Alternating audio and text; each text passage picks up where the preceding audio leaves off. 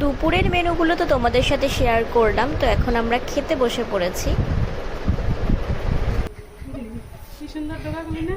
হ্যাঁ, এটা আমি এখন নিয়ে যাবো বাড়ি। তো বাড়ি চলে আসবো, সেই কারণে মাসি আমাকে দেখো এই যে শাক কেটে দিয়েছিল, শুধু শাকই নয় আরও অনেক সবজি আমি নিয়ে এসেছিলাম। তো তারপরে দেখো এখন আমরা ট্রেনে উঠে গেছি। এই যে আমি আর আমার ননদিনী একপাশে বসেছিলাম আর ওই সাইডে ছিল। তারপরে আমরা হঠাৎই প্ল্যান হলো যে সোদপুরে নামবো। তো প্ল্যানটা কেন হয়েছিল অবশ্যই তোমাদের সাথে শেয়ার করব। তো চলো নেক্সট ভিডিওতে তোমাদেরকে সেটা শেয়ার করছি।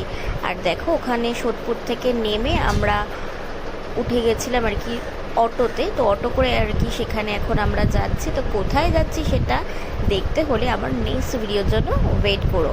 তো চলো এখনের মতো ভিডিওটা এখানেই স্টপ করছি, দেখা হচ্ছে আমার নেক্সট ভিডিওতে। টাটা।